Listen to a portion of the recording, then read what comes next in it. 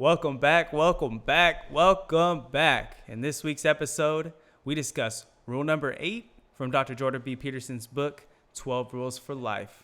The title of this chapter is Tell the Truth, or at least Don't Lie.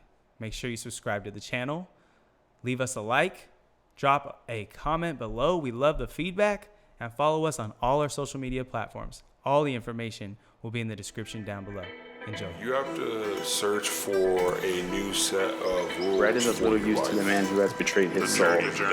Maybe you're the protagonist in your story, but like there's a million other people. All right, welcome back. Yeah. This is Book Club Meeting with Paradyme podcast. We are reading 12 Rules for Life by Dr. Jordan B. Peterson. We read chapter 8 this week, titled Tell the Truth, or at least Don't Lie. What'd you guys think? Amazing. The chapter fire, yeah. Super fire. I like highlighted a bunch of stuff that I want to talk about, but I really like the theme of this chapter because it's applicable to my life right now. Like for my little brothers, but like I had to remember you were talking about like the old truth and lying and stuff. I had that talk with him, and he was really receptive of it. And a lot of things from this book, I'm learning that I can apply to like conversations like with my little brother and my mom, dad, and just whoever I need to like say something to tell the truth. Sometimes the truth hurts. Yeah, definitely. How about you guys?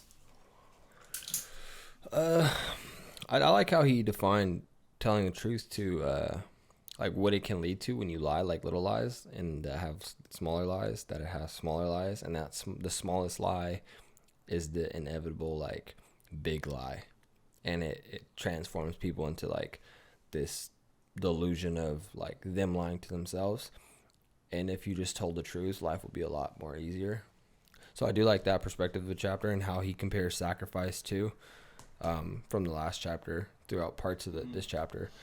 I try to always like minimize my highlights because I don't want everything to be important because then nothing's important. That's just how I see like when I read. Right. The whole shit's yellow. So like when I look back at this book, I can literally I can like exactly see where I highlighted and I can read specific parts. Sure. What about you, John? For me, I mean, just the title grabbed my attention. Telling the truth is a big deal for me, you know? Mm-hmm. I think that's why I'm able to come off genuine. You know, I don't lie about things. And if I catch you lying, I normally try to trim you out of my life, just like on that principle. So True. Just reading it, I was like, I even highlighted, it was like big to me. So I was already excited to read that book before. I mean, this chapter. Nice. What about you, Jay? I really enjoyed it. I kind of wrote down, I have like started putting like a topic section for the notes, seeing as we have like that in our journal. Mm-hmm. So the topic I kind of grabbed from the book was on page 212. It says, if you betray yourself, if you say untrue things, if you act out of a lie, you weaken your character. If you have a weak character, then adversity will mow you down when it appears, and it will, inevitably. This goes for individuals, groups, countries, and the world. And like, I think that was an overarching topic of this chapter, seeing as like when he talks about how the little lies comprise the big lies. Yeah. And then when you set that, when he says here that adversity appears, the whole thing kind of shatters. You know? Yep. So I really enjoyed it. I think he's a great writer. He writes a little slower with like the subsections, but I really enjoyed it. Right on. Yeah. You guys want to jump into it? For sure. Yeah. I like the in truth, the first section, Truth in No Man's Land. There's a part on the third. Where's that at? Oh, literally the first page. Yeah, that's right. I'm already skimming it. On page 205 for me, it says, I literally just highlighted, what should you do when you don't know what to do? Tell the truth. Yeah. And I think, that's something people maybe really don't think could be a solution when you're like kind of overwhelmed and you don't know what to do in a situation. It's like, try telling the truth. I think it gets into the end of the chapter too. It's like, have you experienced this? Are you going through this right now? Maybe try telling the truth.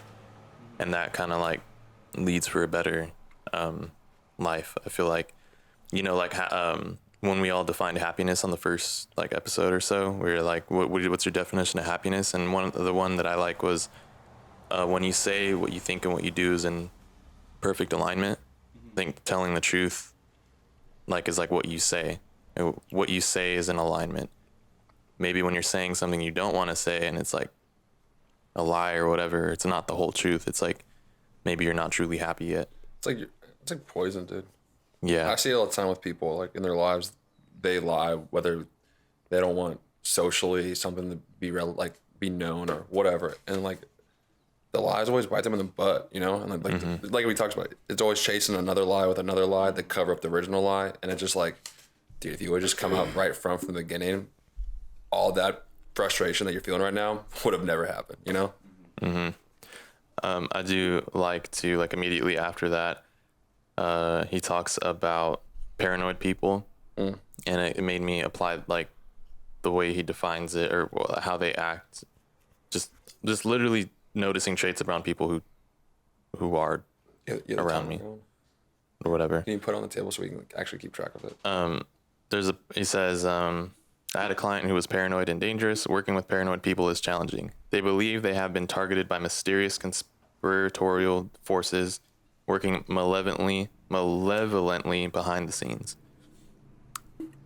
That's like the definition of paranoid. Like people who are paranoid. They feel like there's so many things like out to get them. Just weird. Yeah. On that same page, I highlighted and wrote down a couple follow-up questions. But I'm just going to read from the top of that first paragraph on page 205. It says, I had a strange set of experiences a few years before embarking upon my clinical training. I found myself subject to some rather violent compulsions, none acted upon, and developed the conviction in consequence that I really knew rather little about who I was and what I was up to. So I began paying much closer attention to what I was doing and saying. The experience was disconcerting, to say the least. I soon divided myself into two parts, one that spoke and one more detached that paid attention and judged. So my question I have here was about the experience. This experience was disconcerting. Do any of you guys share this behavior / thought process? And if so, what do you think of it, positive or negative? Me personally, I connected with that part of the paragraph because I do that like periodically in life when I feel like stagnation, or I feel like I'm lying to myself, or I feel like I'm not doing what I'm supposed to, because the only way to find truth within yourself is to step outside of yourself and detach from your reality, because as he further along into this chapter talks about, if you fall into the category of knowing it all and nothing in your world can change, so your reality is the end result, there's a more likely chance that you become resentful and you become deceitful to the world, because you've reached your point of limitation of knowledge or of experience in life to where you can't grow anymore. If you always stay in your mind and see things through your own lens, and anytime someone gives you advice or help, how we talked about last chapter, when majority of people that like don't need that, they need help, and you try and offer help, it's almost like an attack on their belief system. So if you're unable to acknowledge that people know more than you, or you don't know everything, then that's where I think this doesn't apply to people like that, because they can't detach from their reality. They can't detach from, oh wow, people actually view things differently than me. Right. You know what I mean? Like, I never thought of it that way. And also accepting that new knowledge may be your new belief. You know what I mean? So I live by that, like, pretty much how I live my life. Like, I'll learn, like when I'm learning and absorbing knowledge, I'm detached. I'm not going into new knowledge like, oh, I already know some of this, so whatever he teaches me, I'm just adding on. No, I don't know nothing. Like, so whatever you're teaching me, a blank slate. Yeah, whatever you're teaching me, I'm going to take all of that and apply it to what I do know, and how can I move stuff around? How can I change it? How can I replace things to make it better? Okay. And then once I'm in my application phase, then it's like I'm attached again. I'm not detached anymore. Is that like a mechanical thing, or is that something consciously you have to work on? You have to come work on it. Okay. Because I never used to be like that. I don't know. Some people. Because when I'm doing geology stuff, I like consciously have to make an effort to be like, too. Yeah, like it's a conscious thing. You have to be aware, like how he says, like, compulsive development.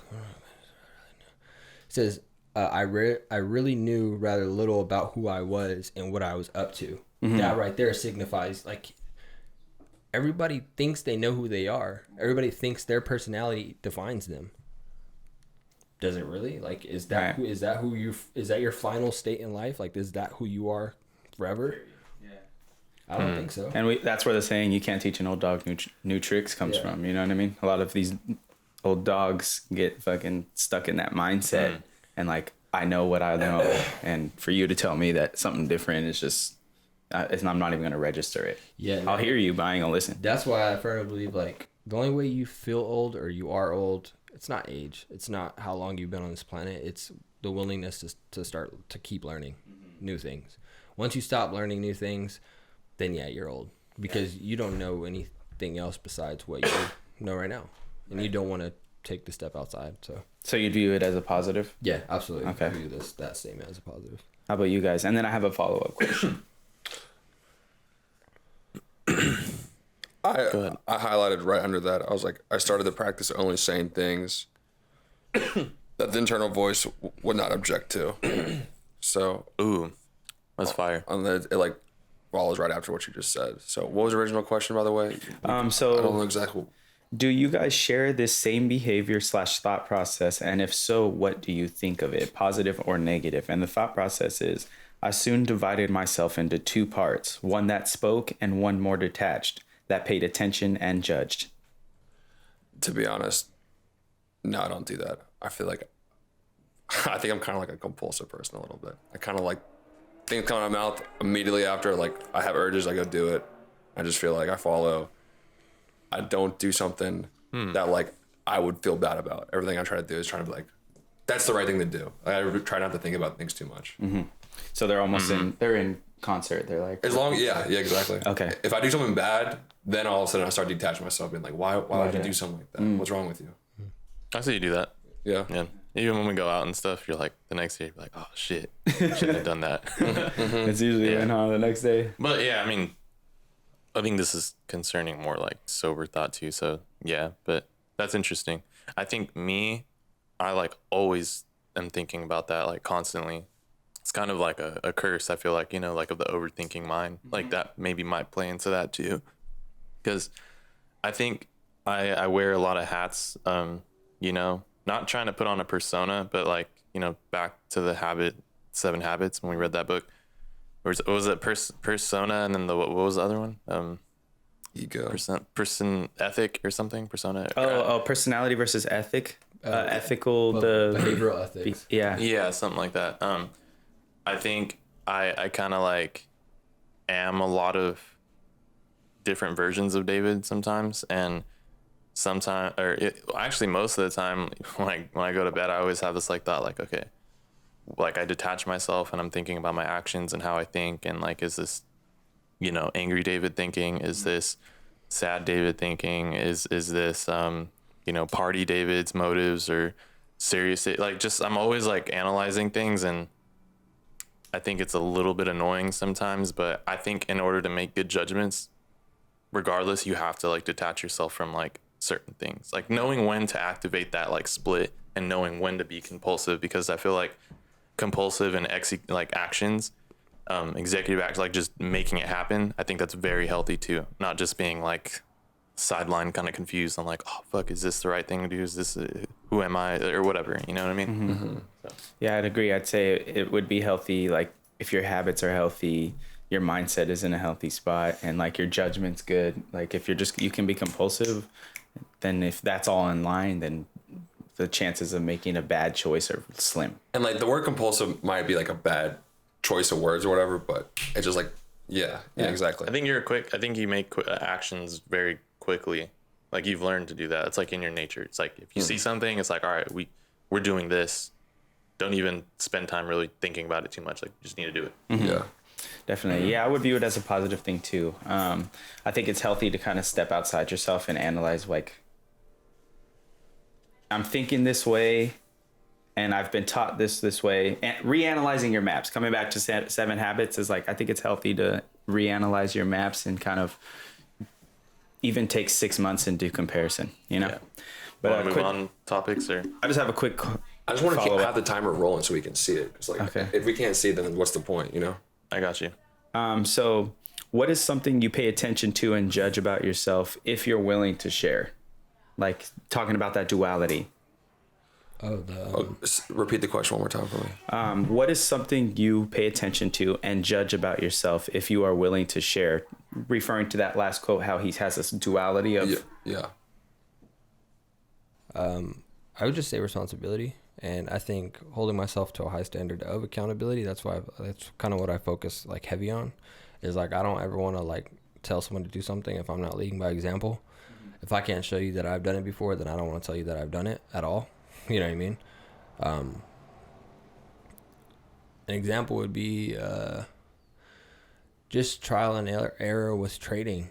Trying to show people that like you can take your money, and why are you putting it in a bank? You can learn a skill like that can multiply your money.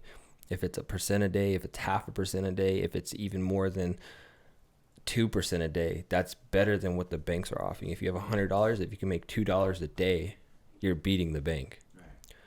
So trial and error with that I think that has made me like detach myself and defining my emotions. Psychologically, trading is a psychological game. So you have to detach your emotions. You can't place trades with being attached to your money. So. Repeat the question. I'm sorry. What is something you pay attention to and judge about yourself if you are willing to share? I think I judge myself a lot creatively. I'm always like, I think like John's, like, you know what I mean, not thinking so much, kind of like putting my overthinking mind on hold for a little bit, and then I'm like, I have to make art. I gotta do it.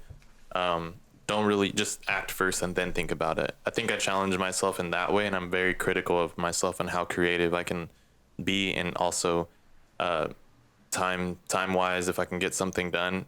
And I'm like judging myself as if I'm my own client and David's the designer, and I'm like, how would client David feel right now to designer David, or something like that, you know what I mean? I criticize myself on that because it's important for me in order to be a good designer, artist, or whatever, especially working for someone as an entrepreneur. I got to be very critical of myself and allow room for other people to do that for me, or, you know, give me criticism, because that's the only way you're going to get better. Right. Okay. About you, John? Sometimes I start things and I don't finish them just because I like lose interest, and that like annoys me. But I lost interest. I don't want to do it anymore. But I hate not finishing things, so I don't like that about myself. Not finishing. Yeah. So, about you, Jay? I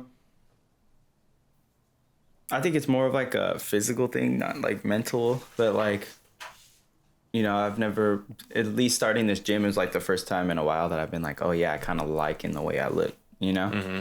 Amen. So. You're looking good. Thank you. Yeah, I appreciate Totally. that. But like, that was a really big thing, is like looking in the mirror, and that first like instinct was like, ugh, you know what I mean? So I'm trying to work on that, you know? You feel like you're getting better at that? Yeah, definitely. Like when I'm in the gym and I'm working on shoulders, like I'm like, okay, you know what I mean? Like Nice. you got the feather action going, you know? Nice. Yeah. But yeah, it's starting to happen. I'm taking fitness photos, so like I think I've took them like 2 months apart, and like so I'll just continue doing that and see how it goes. Yeah. Yeah. I preach on the gym, dude. That shit changed your life. Oh yeah. Moving on. Did everybody get a chance to speak in this section, or no? Okay. I highlighted this. I wrote down gem because I think it was a gem. Taking the easy way out or telling the truth, those are not merely two different choices. They are different pathways through life. They are utterly different ways of existing. Thought that was fucking crazy. It's crazy because like for 3 pages I didn't highlight nothing. That's the only thing I highlighted. I was like, that spoke to me. I do have a question on why you think that's interesting. Right above manipulate the world. Okay. Like, so taking the easy way out or telling the truth. Okay. What is the easy way out? Okay. For example, for me, let's just say, this is a bad case scenario, but let's just say you hook up with a girl, right? And then down the line, this guy like DMs you being like, do you bang my chick or whatever? The easy way out would be like, no. But you're lying. Like, you're not helping that dude's situation, and like you're causing like bad karma on yourself. Telling the truth is the right thing to do. Yeah, bro. Like, you should handle that because like she's not like good to you. You know, I banged her. And like that might not be like a good thing, but like at least you told the truth.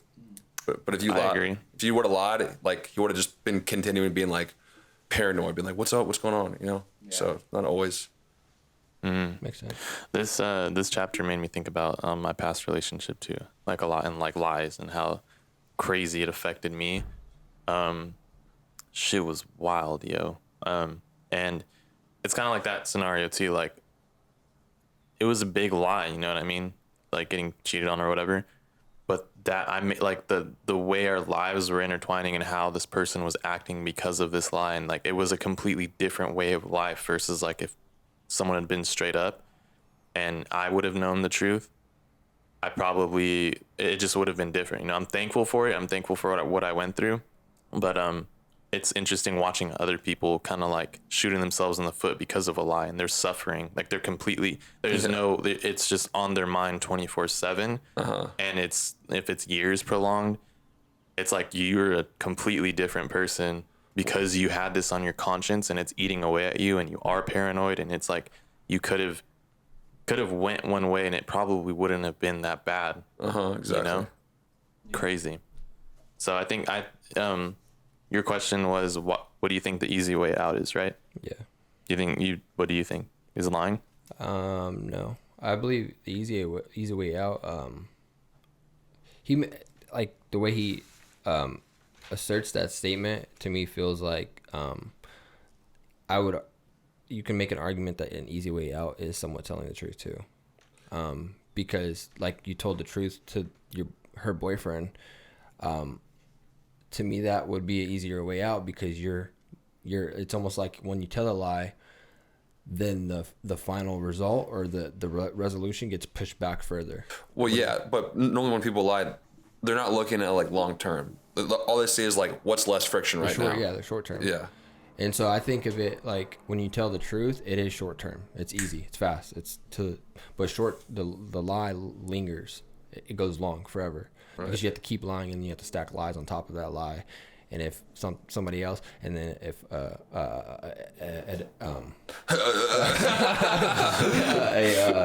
an adversity comes in your life, then it collapses. Yeah, it's like the whole chapter. This is a clear example of paradigms. Yeah. For our podcast, if you're listening. Yeah. Different ways of thinking on what the easy way out is necessarily. True. So, and to me, like easy way makes me telling the truth a lot easier because I know I'll get to my final stop a lot quicker. Maybe shifting that paradigm to make it easier might live a better life if you're just telling the truth, and it is easy. Yeah. Sometimes though, I'm gonna have to say like telling the truth is fucking hard, yo. It is hard. It's like, it is hard. You know, it's gonna hurt someone, or it just depends, like you said, on what the situation is. Like, if it's gonna really hurt someone, it's like, me too. It might be hard to tell the truth. Sorry. Well, just real fast, like I also believe that like telling the truth is only hard because a lot of people don't know how to tell the truth. You have to educate yourself on how to be easier on telling the truth, because telling a lie is easy. You can just tell people what they want to hear. If they're looking for someone to confide in, you can just tell them what they want to hear. But telling the truth, you don't want to say it in a disrespectful manner. So that takes a little bit of practice. That takes, like, if you bluntly just stated things that were the truth, like if you have your best friend and they're always complaining about why, if it's a girl or a guy, like why men or women don't want me, and you're just like, it's probably because you're fat. That's very blunt, and it's probably the truth, fucked up. But it's fucked up. You know what I mean? That's very real. I want to hear what you have to say, and I have one more quick thing to say. Okay. This part just kind of makes me think about conflict styles, and like I've brought it up before, but the easy way out, I would think, and you know, I don't think it is now, but avoiding and accommodating would be the easy way out. Interesting. So like, instead of addressing this problem head on, let me avoid it. Or instead of addressing this problem head on, let me just accommodate to what the other person wants. That's the easy way out. Yeah. Also, too, I was going to say, I think delivery is what you're talking about, Devin. How you deliver the truth. I consciously work on that too, because I watched this video by Chris Do, and he was talking about being honest and dealing with clients and being like real with clients and not just being truthful in how you deliver. Skill, yeah. And when usually people say like, hey, honestly, you know what I mean? And then you say something, honestly, sounds kind of like you're going to say something. Hate that. Kind of weird, Yeah. Or to be honest, like. I don't say it anymore. Yeah. It's because like then were you not honest the whole time before? Honestly, dude. Yeah. I think I would change that. What do you mean? Just fucking say the words. Or the way, like, he talks about, Christo put it into perspective of how he had to fire people or how he had to let go of some of his employees and whatnot. I think that's how it was, if I remember correctly. And, just coming out like that, like, honestly, your tone already sounds like you're going to say something negative or putting in that demeanor. So, reframing it in the sense that, speaking it into a positive way, I guess. Like, I don't know how you. No. Go ahead. I was thinking, like, with the whole truth thing, speaking it in a positive way. For example, I spilled paint at River Park. I told you guys, right? And I could have easily been like, that wasn't me, it was somebody else. But, like, first thing I did was just handle it. I cleaned up everything, the best I could. I got it to, like, 90% looking right. And then when they asked, I was like, yes, I spilled paint, but I handled it. Right. It's no problem. Not a problem. It's handled, and they're like, okay, not a big deal. But I could have been like, no, it's someone else. Fuck that asshole. That makes me kind of think of like that conversation, that family meeting we had to do and how to conduct that, because it was bringing truth to the light and, just bringing an uncomfortable topic to the front. Establishing the frame beforehand really helped. Like, I have some unfortunate news that I've been put in an uncomfortable position, but I have to bring it up. So when I bring it up, what I want you to do is kind of like, I know it's going to make you emotional, but let's really think about this. So I set up a frame before going into the conversation, and then I brought it out, and it provided guidelines by which to conduct that conversation. So like establishing the frame beforehand, like, look, it's funny listening to you say it because you're a more structured person. Like, I don't think I would ever do something like that. Really? No. Yeah, I mean, it really helps though. I'm sure. Like, of course it helped. You have like a framework, Yeah. So it just provided guidelines by which to conduct the conversation. Fuck yeah. Props to you for that. I have a highlight on 210. Same, I do too. Okay. So on 210, the bottom, it says, a naively formulated goal transmutes with time into sinister form of the life lie. One 40-something client of mine told me his vision formulated by his younger self. I see myself retired, sitting on a tropical beach, drinking margaritas in the sunshine. That is not a plan. After 8 margaritas, you're only fit to await the hangover. After 3 weeks of margarita-filled days, if you have any sense, you're bored stiff and self-disgusted. In a year or less, you're pathetic. It's just not a sustainable approach to later life. And so the question I have is, it's a comment and then a question, but it is my belief many people dream of a retirement like this, which is erroneous. Have you guys formulated what an ideal retirement will look like for you? Yes. Yes, I have. Yeah, for sure. Nice. For me, I would still like to day trade stocks in the morning. Like, I think I could do that until I die, and if I keep educating myself, that's something I could do. And I see myself going on runs.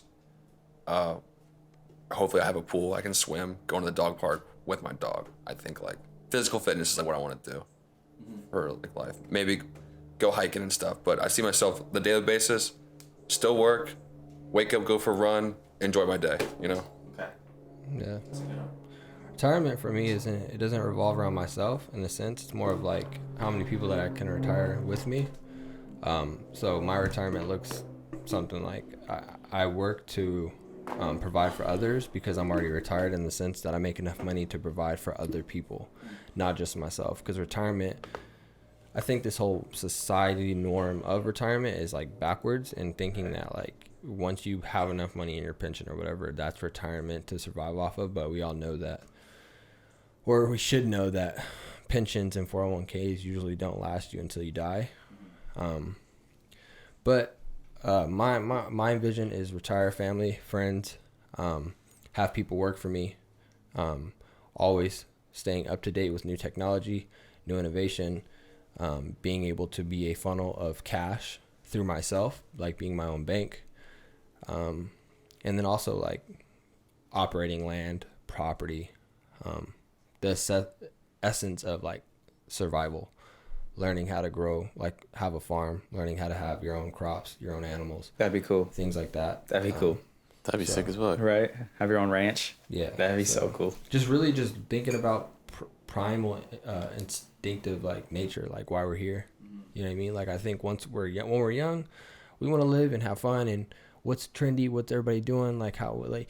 But once you get older, you start to realize like things go back to your primal instinct. How do I continue this for my generation below me? Well, what about you, David? My retirement, honestly, no, I'm just kidding. I think I want to.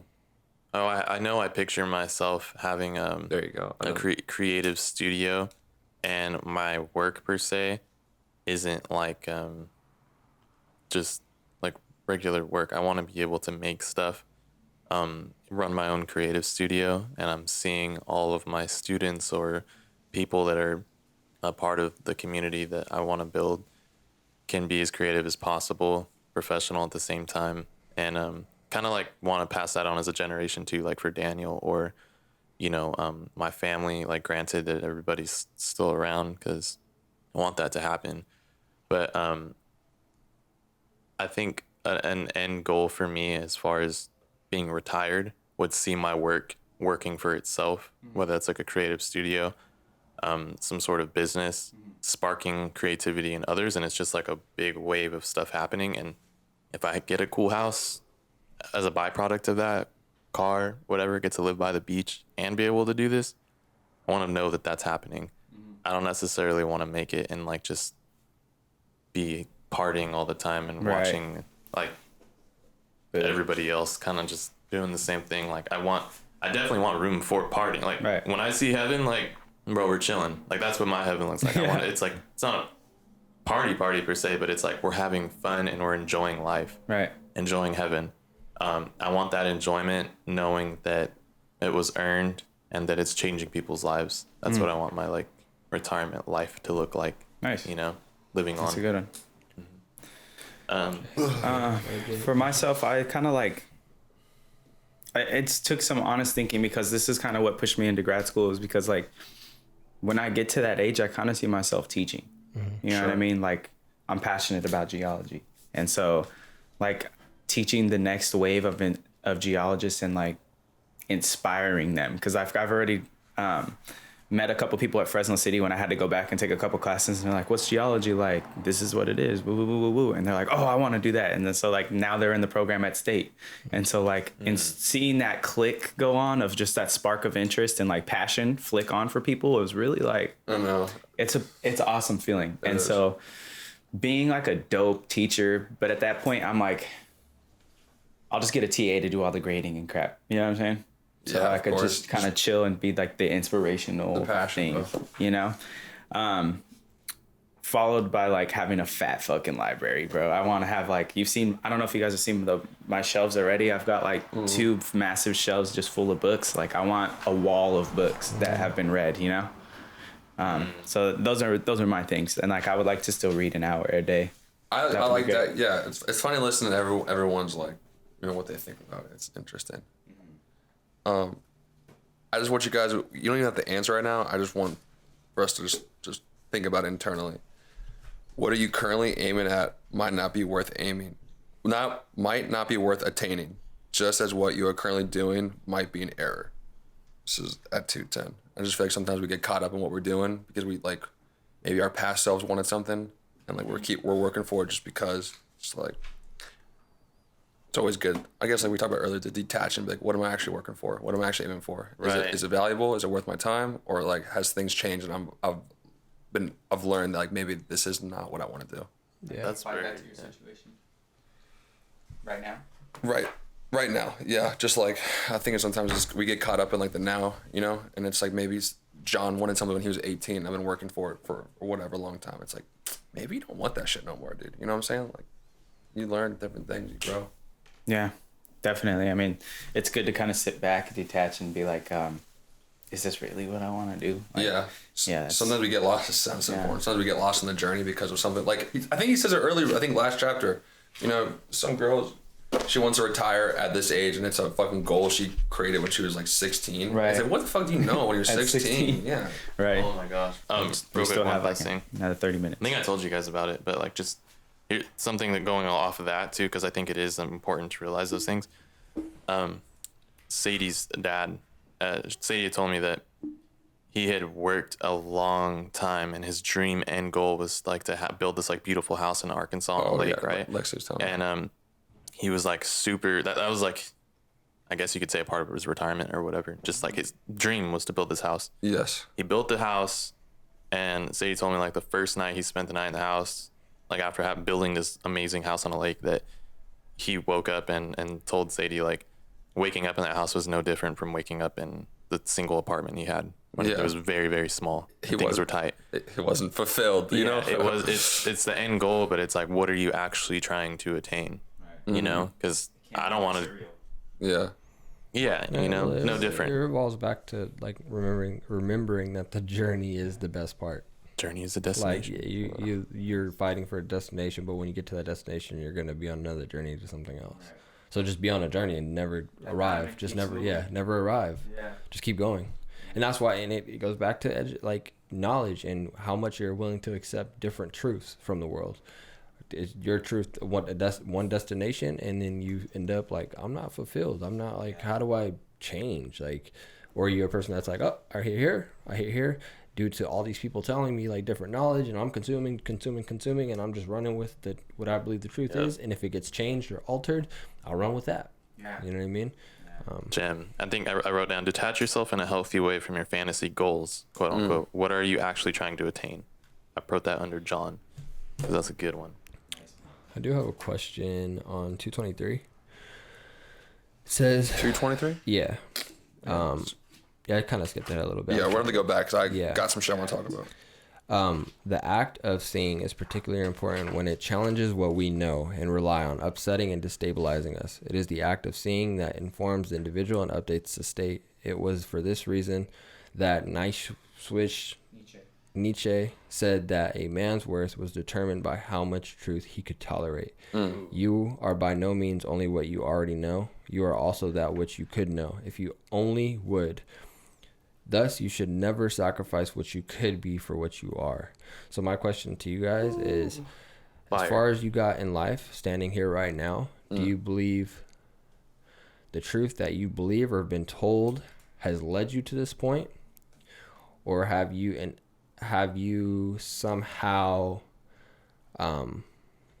believed that your truth hasn't got you to where you wanted to be at this age or at this moment? Like, you believe you should be further, or you should believe you believe that like right now I believe I'm here because of the truth that I've been told, and I've been telling myself I believe that I'm where I should be.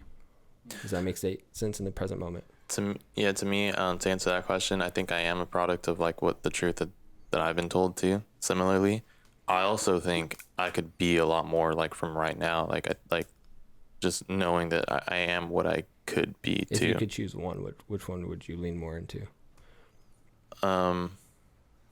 Probably that I'm now like living presently in the moment and like knowing that I'm supposed to be where I'm at. I think it can be healthy, but I think a little for me, I know myself, and thinking that I could be all these things, it's just going to kind of push, like that critical mind's going to come in, and it's going to be like, oh, you should be doing this. You should be better. You should do like, but in a negative way, not really positive way. Yeah. For myself, I would say I am a product of the truth that I was kind of given. Growing up, it was always like, what college are you going to go to? Speaking of the mic. What are you going to do? Like, you know what I mean? Yeah. Jay, speaking of the mic. Oh, okay. But, you know, I've adapted and kind of commandeered that goal because this is actually something that I'm passionate about. Do I believe I could be further? 100%. And how's that? I mean, you're pretty far in your education? Well, I mean, in a different aspect, maybe fiscally or physically, mentally, because I literally picked up books and like improving myself maybe in like 2017, 18. Yeah. Right. And so like, I wish like I picked it up sooner. How old were you then? 2018, like 22, 21. I don't know. That's a lot to ask for a 22-year-old, you know? Yeah. You got to think about it like that. I'm hoping that when I have kids that they've learned to pick it up quick, but if not, I mean, we all have our own journeys, but I would say that I do think I can be further in certain dimensions, and that I have been kind of living by the map that I was given, but I kind of adapted it and actually made it something that I'm passionate about. Mm-hmm. Yeah. Definitely. I think I'm exactly where I'm supposed to be. I think I tried attaining stuff too fast, like younger, because I just thought that's like what you're supposed to do, you know, like the end goal type of situation. And I think like coming out here, I've been able to step back and like have fun being young again and like growing and like experiencing new things. And like I think career wise, like it's gonna work out, you know, like if I didn't get this welding teacher position, like I got other things going on. If I didn't get to come out here, like I've been able to learn how to trade. You know, it's good experience learning how to manage construction. It's good to like meet new people here in Fresno, get into camping. So like I think I'm exactly where I need to be. And I wouldn't ask anything more than myself right now. Yeah. I sort of see the same light. I see myself in the same light where I believe I'm in my position for a reason, if it's the truth that I've been believing or the map that I've been given. I would say that, like, to make a decision, that I believe that I'm at where I'm at because of the truth that I've been believing my whole life, or the truth that I've been told. Okay. I'm where I'm.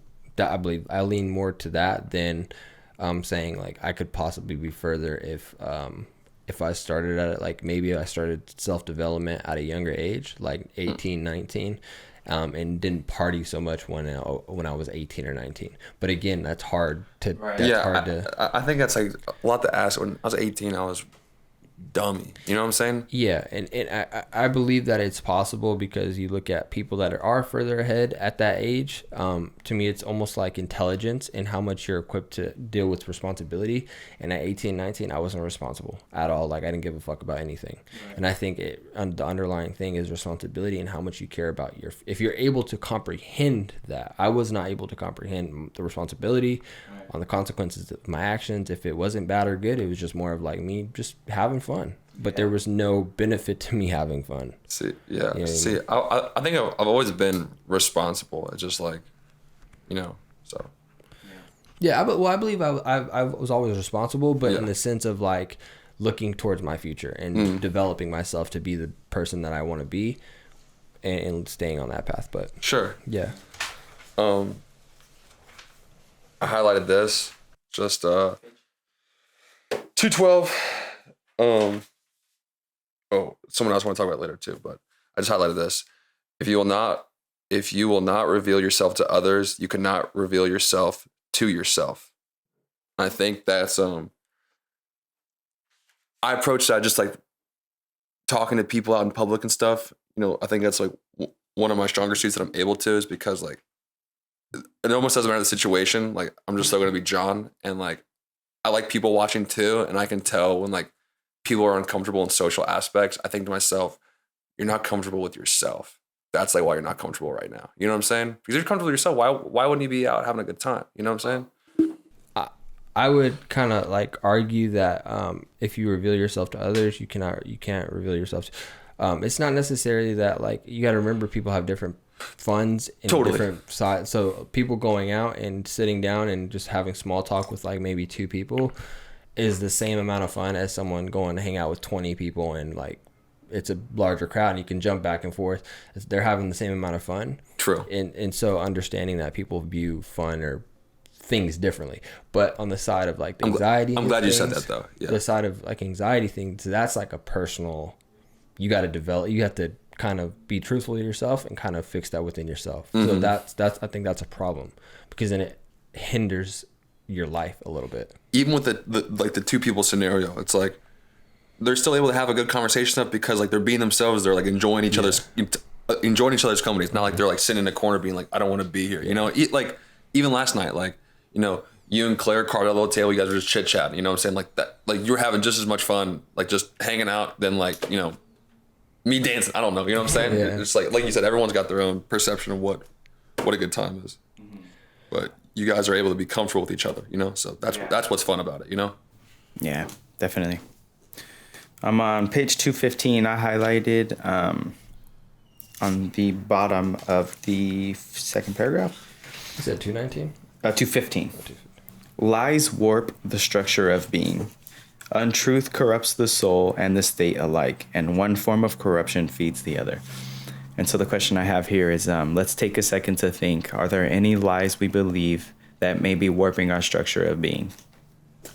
Are there any lies we believe that are warping our structure of being? If you believe in a lie, do you know it's a lie? I guess I don't fully understand the question. I think that's where the detachment. Yeah, it's like questioning what you believe. Because like someone could say like, my belief in God's a lie, but like to me it's a truth, So I'm trying to think of like something that has that much weight in my life. Yeah, one thing that I do battle with is, I guess, like two things that battle each other is living in the present moment and thinking about the future. Like I always think when people tell you to live in the present moment and try and control everything in your present moment, the present moment, if you're working and constructing a future, aren't you technically thinking about the future in a sense? It kind of almost goes back to the now equals tomorrow, you know? And it's like, where's the lie? Where's the lie sitting in this? Because if you're thinking too much about the present, then you're not thinking anything. You're not thinking about the future. But if you create a planner, if you have a weekly schedule, you're automatically subconsciously thinking about the future. And so I understand it to the extent like you have control to put in a planner things you want to do, but you can't control whether they get done or not until that time comes. Tomorrow at 3 p.m. I have to go to the dog park. If tomorrow at 3 p.m. you're not at the dog park, you have control of that. You just made it aware to yourself yesterday or the past. It's crazy too that once you put times on stuff, you don't meet those times. Like I feel guilty like the rest of the day. So like I almost like it's funny how that shit carries weight on you. There's Jordan Peterson talks about that a lot too. The guilt you feel when you don't. This is why a lot of people don't set goals and set a weekly plan because they're afraid of not doing it and they're afraid of that resentment towards themselves. It's almost like a lie, like how it feels. You know, you're lying. And so he talks about like he goes into heavy and talks about you'll be okay. You're human. Right. People do not do everything they set out to do, and that's all right. Like the geniuses of this world, if they could achieve everything they wanted to achieve, do you think they would have just stopped at creating the iPhone? Do you think they would have just stopped at creating space? You know what I mean? Like, do you think they would have did more? They probably would have did more if they were able to, but they're only human. They're going to mess up. So don't be so hard on yourself. Like, and that's why he always says, start small, start on the smallest things. If you got to wake up and adjust your bed in the morning, start there, and then tackle the bigger thing. Like how he said, clean your mind up. If you can't clean your mind or your room up, then how are you supposed to tackle the world? True. Where are you guys at right now? We just discussed the quote on 215. You had a question. It says, okay. Lies warp the structure of being. Untruth corrupts the soul and state alike, and one form of corruption feeds the other. And so I wrote, let's take a second to think, are there any lies we may be believing that may be warping our structure of being? I think I might even need a little bit more time to think about that. Like I said, that one was hard for me because I gave him the example. I was like, someone might say that like my belief in God is a lie, but like to me it's a truth. So like if you believe in something, is it a lie? You know, I don't know. I think it's kind of a hard question. It is. It's definitely. Mine was like how we live in the present, and we always say focus on the present moment, but we're sort of always thinking about the future, whether we like it or not. So is that a lie to try and control your present moment? Whether you're thinking about the future or like, you know what I mean? Like I feel like I'm always battling that lie, like if it's a lie or not, I don't know. Yeah. Yeah, I'm gonna have to like self-analyze that question a little bit, but I'm glad you said it because it's like I should know that. You know what I mean? Or at least put a pin on it. I got something, page 214. Did what I want happen? Did what I want happen? No. Then my aim or method were wrong. I still have something to learn. Did what I want happen? No. The world is unfair. People are jealous. I just think I can apply that to a lot of things. The first thing comes to my head, maybe just because of like, I like to go out and like, you know, try to pick up, like, try to get a girl's number or talk to her or whatever. And it's like, I think to myself, did what I want to happen? No. What did I do wrong? Like, for the next time I want to go, like, introduce myself, how's it going to be better? You know? And, like, you can do it with anything, you know? Like, when I first started working in construction, like, talking to subcontractors and the owners, and, like, things wouldn't go right. I was like, what did I do wrong? So next time when I call them and ask them, like, hey, you know, you guys are a little bit behind, I don't come off a certain way. Mm-hmm. So what does that mean to you guys, I guess? I think it revolves back into the discussion we had a little bit earlier in the conversation is when you stop learning, that like, because that takes awareness and conscious thinking within yourself. You know what I mean? And some people don't have that. They don't have that capability. They rather just get mad at the world and say you're fucking wrong or whatever the case may be. If you take a minute and just, okay, if I can't hold a conversation, or maybe it's hard to go up and spark a conversation because I'm intrigued on what they're talking about, or how do I develop my skill on what they're talking about. That is you have to be able to, like, if it's holding a conversation, okay, then take some time out of your day or out of the month to find a book, find someone that teaches people how to hold longer conversations. This is what blows my mind too, is when people find out they're not good at things, they define that they're not good at things. I hate that shit too. They leave it at that. Yeah, I feel If that. you were not good at things, think about when you were born. How did you get good at riding a bike? How did you get good at chalk drawing things? How did you get good at anything in life? Did you just say, oh, nope, I'm not good at it, I can't do it, it's done? No. The problem is that once we're out of college and high school or whatever structure of life that we've been programmed to believe as a child, like, come and do this, and you'll be able to learn this. People don't do that for themselves. Right.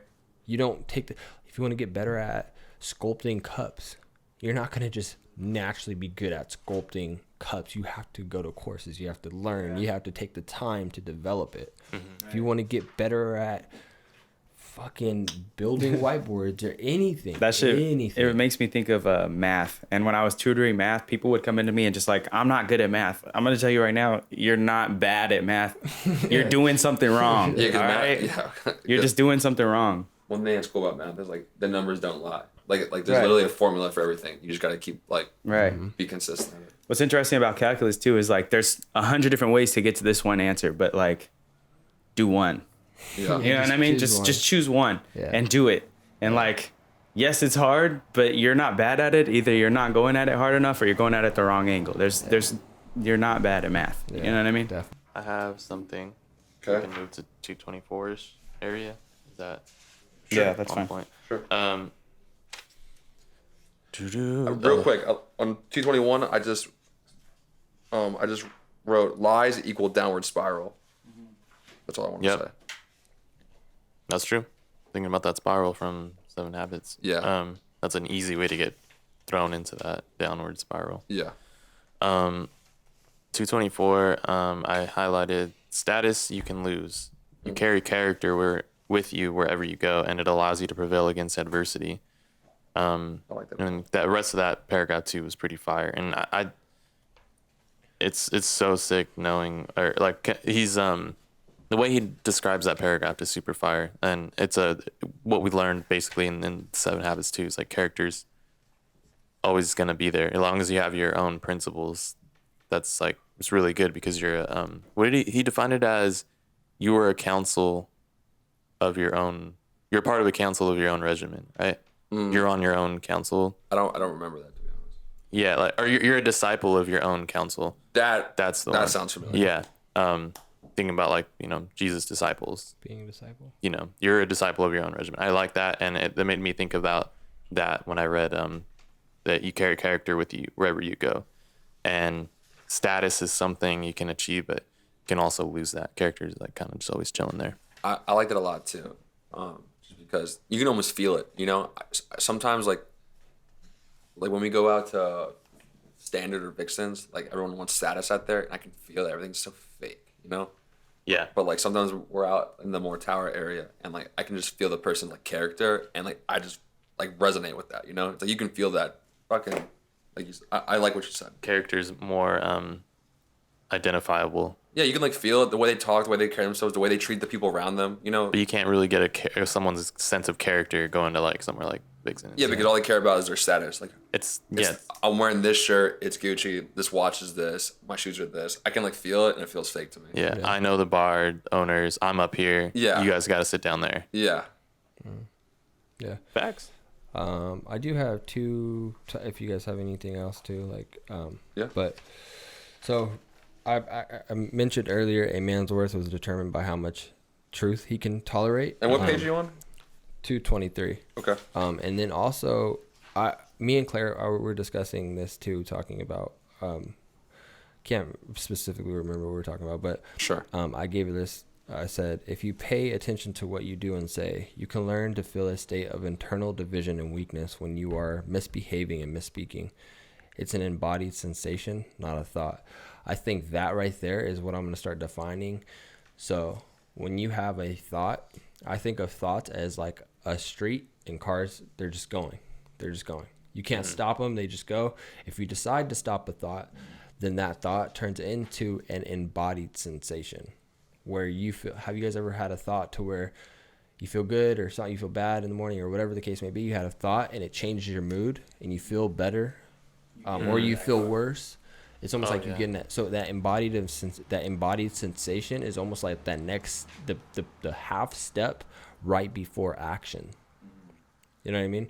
And so that's why, like, I highlighted a man's worth was determined by how much truth he can tolerate. Is there's so many truths and lies that are being spread through your life. If it's advertisements, if it's social media, if it, whatever, however you're learning information, just being aware that your thoughts aren't who you are. It's sensation that you get from that thought.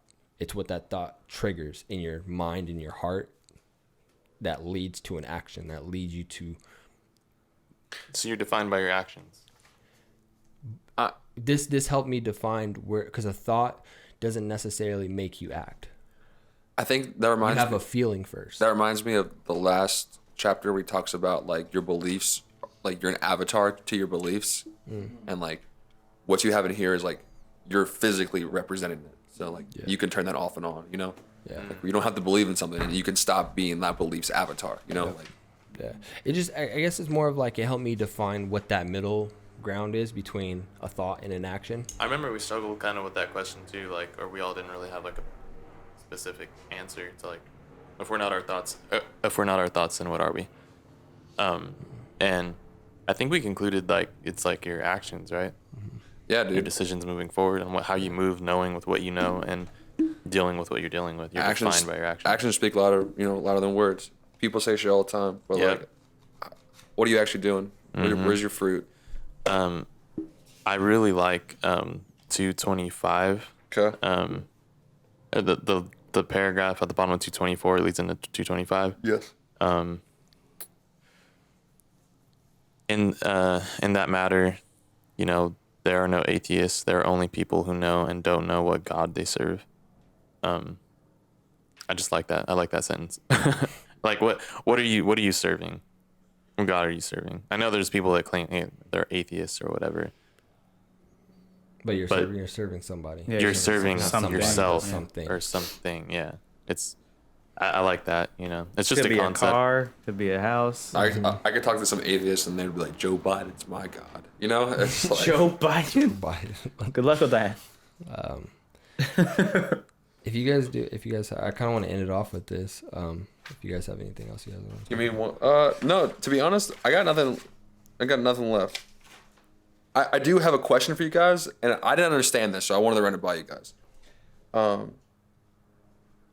Okay. He goes, knowing this, tie a rope to a boulder. Pick up the great stone, heave it in front of you, and pull yourself towards it. Watch and observe while you move forward. Articulate your experiences clearly and carefully to yourself and others as you possibly can. In this manner, you will learn to proceed more effectively and efficiently towards your goal. And while you're doing this, do not lie, especially to yourself. I don't understand. Wait, what part? What page is that? 224 for me. Second paragraph. He starts with set your ambitions. That's a little bit down from there. Oh, okay. That's the same one that I had talked about too. Yeah. Do you guys get the metaphor that he's making? Because I don't understand. I do. It's almost like take a leap of faith and realize that you're going to have to make really hard truths while you're taking a leap of faith into the unknown. And while you're tackling these unknown things, there's going to be things that come into your life that may sway you back and forth. The boulder being faith, and you're attaching yourself and you're throwing it off the edge. And you're just, it's almost like jumping out of a plane, but you don't know where you're going to land. You know what I mean? And just remember to tell the truth on the way down. It's also like, you know, because the preceding sentence was the one that I talked about, like character is with you wherever you go. It allows you to prevail against it. So maybe the boulder's character. Okay. As long as you're going and moving towards your goal, but you're sticking to something that's like a foundational idea, such as like your character principles, then you're moving in the right direction with those principles. Okay. You're proceeding more effectively and efficiently towards your goal. What do you have to say about it? So I'll just break it down kind of like sentence.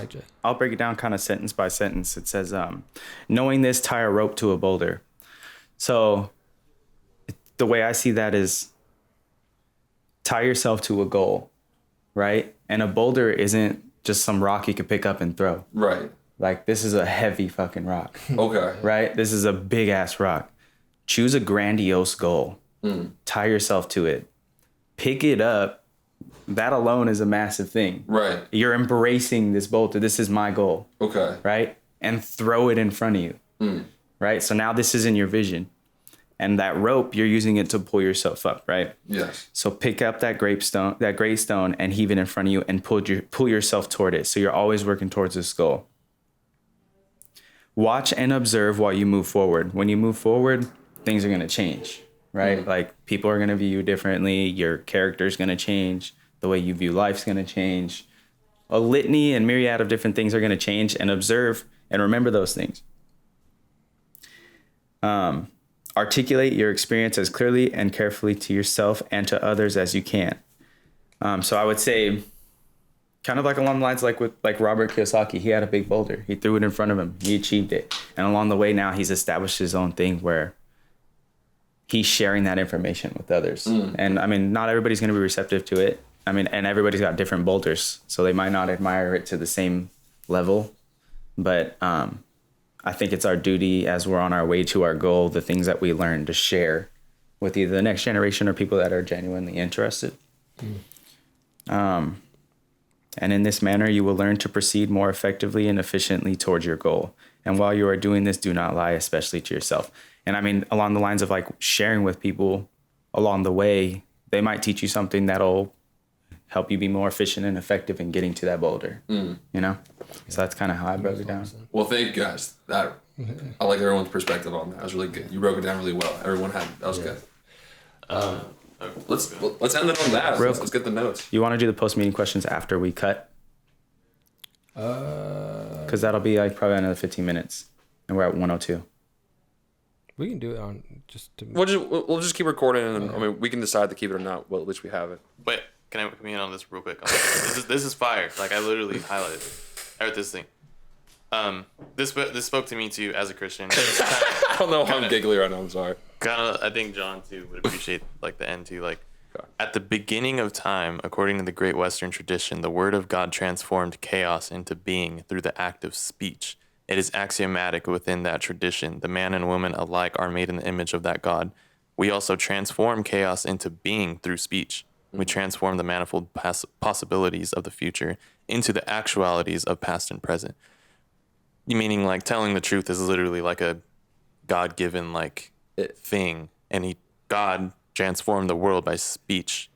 Let there be order, like light, all these things. And the formless, chaotic, whatever the universe was, just boop, it became into existence. It reminds me of like what I always say. I'm always one conversation from like being able to do it from like whatever I want to do. It's all about speech. Like Speech is like superpower, bro. Yeah, I like always one conversation where like getting what I want, doing what I want, what I want to do. Just gotta go put it out there. You know? Yeah, So, I mean, Wanted to end on that, but yeah. Adam and Eve Fire.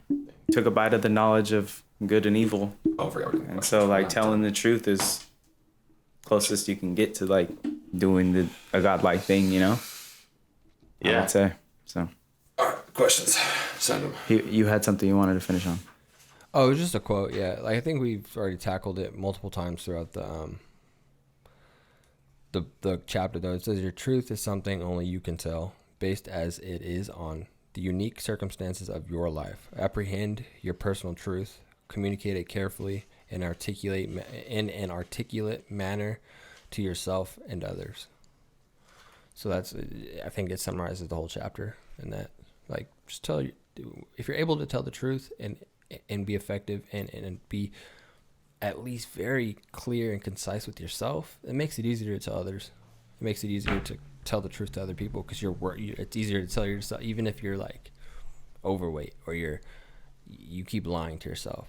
If you run into someone that keeps lying to themselves, you can not only can you identify it, but also you can give a resolution. You can give a solution to helping them.